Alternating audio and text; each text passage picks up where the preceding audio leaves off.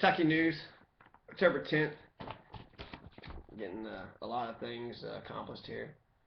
So I got my health care came in the mail. I got approved, right? I'm poor, so I've been approved for Medicaid. And so by January 1st, I will have coverage because I went to connect.com and signed up an account and applied, filled out an application, and I got it. So if you're a Kentuckian, get on, and who don't have health insurance, get on Connect so you can get some health insurance. Especially right now, it's politically important now. Get some health care because it's smart for you to get health care, but sign up for it now so that way we'll have more people on the rolls when this thing gets started. Kentucky's debuting. They got like a whole shit ton of millions of dollars into this debut, and since they have so many millions of dollars going into this debut, it's only right that people, it's not only right, but it just shows that people, they want you to get signed up. So 1,000 or 8,000 folks out of 640,000 have signed up. So very small percentage of those who need it. There's 640,000 Kentuckians that have no health insurance. 8,000 have been approved for some new ones. So that's 8,000, out of 640. So 8 out of 640, that's nothing. That's like 1 out of 100 people or so, or 2 out of 100 people. So you have to, if you know any friends or family or neighbors, get some fucking health care. Sign up for this shit, okay? It's just all you gotta do is sign up for an account. Come up with the username, come up with the password. I think you have to come up with like one capital letter and several numbers, and then that's it. Write that down somewhere, and then you can go back to it whenever. I've signed up for it, and I had a problem with putting my Gmail account name in. They only wanted 30 characters. And my Gmail account was longer than 30 characters, so I had to use a different email address. But once that glitch was fixed, then it went on through, and I've been approved. So good for me. And I guess they want people to apply. They want people to be approved. I also chose the passport plan. There was like several plans that were available. So Louisville news. There's I'm kind of going everywhere right now. Just all over the place. But I've been talking about the police brutality that's been going on in Louisville for decades now, okay? It seems to be an institutional structural problem, not something that a leader here and there who gives lip service can change. So it's a structural institutional problem, not just the racism, but the police brutality against poor people, against the haves and the have-nots. So, okay, police arrest man for shooting man during a break-in. So we have Dorian Rudolph. So we heard that the Rudolphs have been, Desmond Rudolph was murdered and got a $200,000 settlement. And then you had Cedric Rudolph, who got shot right where the same spot where Desmond Rudolph got shot. And now 2007, 6 years ago, you have Dorian Rudolph, who's getting arrested. And they said that during a home invasion, 3 other men burst into an apartment, beat the victim with a golf club before Rudolph shot him. So, it's just ridiculous that this is how families are destroyed and broken up, and then people just have to put together the pieces however they can. $200,000 doesn't bring back a life, nor does it solve the issues that caused that confrontation to happen. So, the victim remains paralyzed from his wounds. Dorian Rudolph shot this guy, and he's paralyzed. The suspect's brother, so that's basically what had happened to Leon Brackens, right? So, the LMPD is the Dorian Rudolph. I just did a Dorian Rudolph to Leon Brackens. And it's just the LMPD, right? 4 white men. Nobody says what their names are, who they are. They just... all you see is their backs and them beating the shit out of this feeble old man. A crime. You're witnessing a crime. Okay? And he remained paralyzed until he died. So actually the LMPD would have been worse in Leon Bracken's case. Suspect's brother, Desmond Rudolph, was shot by 2 LMPD officers in May of '99. They confronted him in a stolen SUV. They opened fire. They said they tried to run him down with the vehicle. I could just see him plowing through, trying to get on by. If they try to stand in front of them, if you're in front of somebody, you prevent them from leaving. You have a right to preserve yourself. Someone standing in front of you with a gun, if that even happened. I think it's total horseshit. They shot the dude in the back and he wrecks into a telephone pole. So it seems like to me they were getting away. He was fleeing and they shot him for fleeing. Same reason for Timothy Thomas. Timothy Thomas got shot in Cincinnati in 2001, and there were protests afterwards. So he was an innocent young man who just had too many parking tickets, but he ran away from the police officer. The police officer didn't want to run, right? Everybody's just supposed to respect the badge because, hey, I got a badge, so everybody just got to respect me or else violence will happen. Dude's running, fat old fucking washed up cop, don't want to chase dude, so he just pulls out gun, goes the easy route, goes the lazy route, and shoots the dude. It's bullshit how they do it. It's bullshit what they did to Desmond Rudolph. And now without the brother, knowing that the police are the gangs out here, you know, then I could see that police set the example. And when the police show that might is right, that force is the end-all, solve-all solution for everything, that just shows everybody else that it's the end-all, solve-all solution for any problem that they come across too. So the police are violent, then you're going to have husbands and wives and children who are violent too.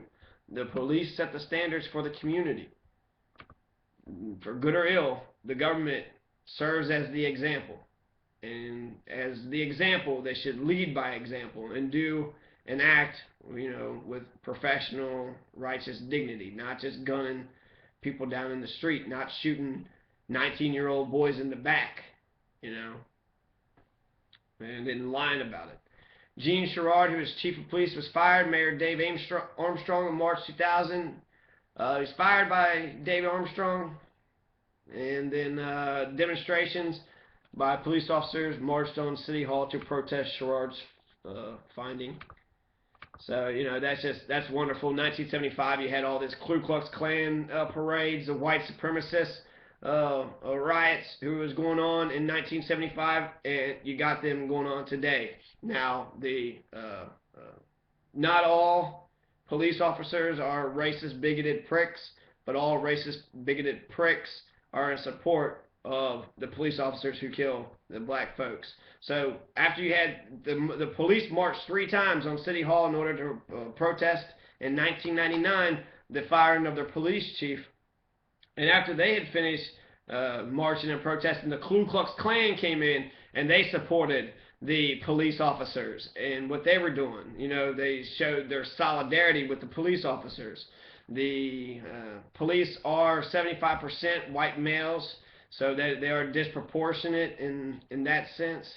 And it seems like there's a structural institutional problem that's going on here in Louisville, because I just keep on finding more and more cases as I keep on searching.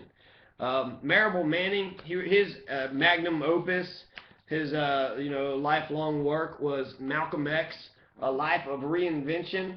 He wrote this book, which he died. I don't know if he published and then died, or if it was right beforehand.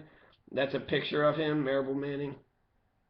He wrote an article for the Common Dreams, why Diallo had to die in May 16 of 2000, and then he points out the Louisville case in this. So he's a titan, he's a historical professor, he's a historian, so he's writing to Common Dreams about these issues that's going on here in Louisville, Kentucky.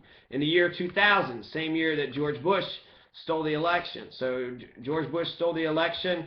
I turned 18 years old. I left Gallatin County, the place where I was born and raised, and went to Cincinnati, the Xavier University, for 3 years.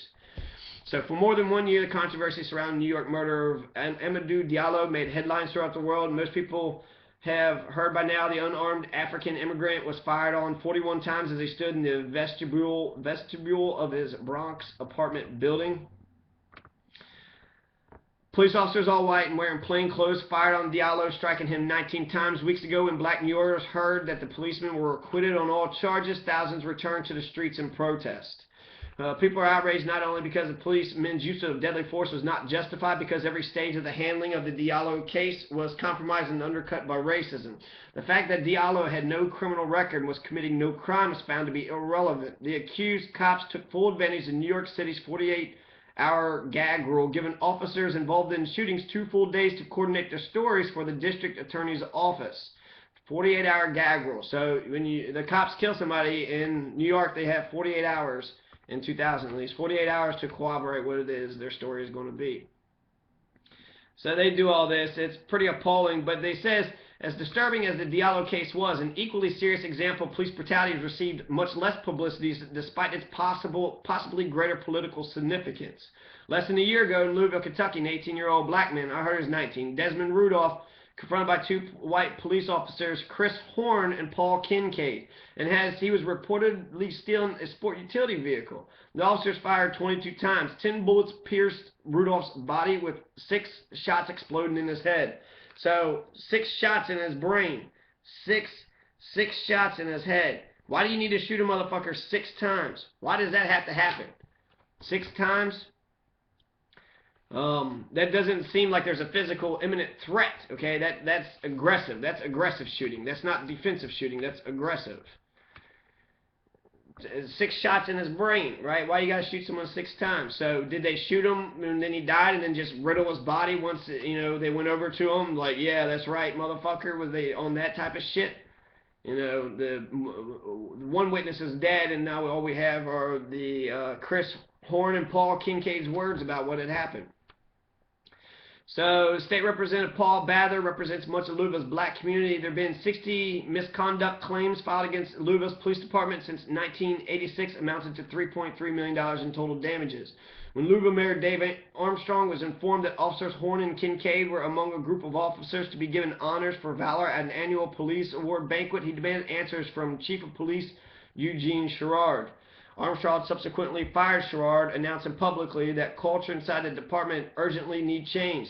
This culture only adds to the hostility of minorities who feel they are being treated by the police as second-class citizens without respect, Mayor Dave Armstrong said. The incredible response by the Louisville police was reminiscent of the behavior of police in Chile back in 1973, actively conspired to overthrow civilian authority. Within minutes of Sherrard's dismissal, hundreds of policemen dropped everything and drove to Louisville's police headquarters. In protest, 9 police commanders promptly resigned their commands.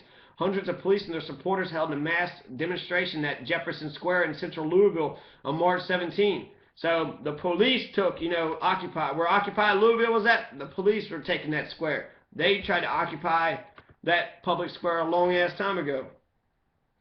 And demanded that the mayor resign instead. Longtime Louisville social justice activist Ann Braden said that this was a military coup.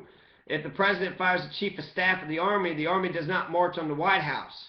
Maybe not in ordinary times, but we're no longer living ordinary times. The construction of a vast prison industrial complex and the enlargement of private security forces throughout the U.S. has created the preconditions for a politically active, ideologically motivated national police apparatus. Thousands of cops no longer believe that they can leave justice to the courts, and thousands more doubt the capacity or will of most elected officials to curb street crimes. Thus, the executions of Diallo and hundreds of other black, brown, poor people represent a kind of political statement about how the oppressed should be governed within a capitalist society.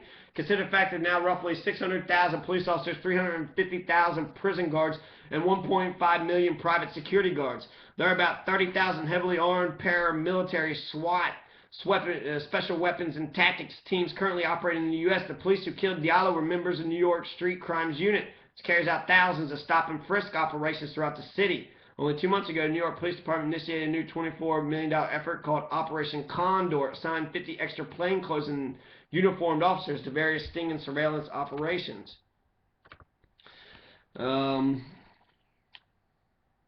in effect, millions of middle, white, upper-class people have made this cold calculation that a certain level of unjustified killing of blacks, Latinos, and poor people is necessary to maintain public order. Yet inevitably, this same silent majority will discover, much to its regret, that when police and security forces are given a license to kill, they will not stop at the boundaries of the black community.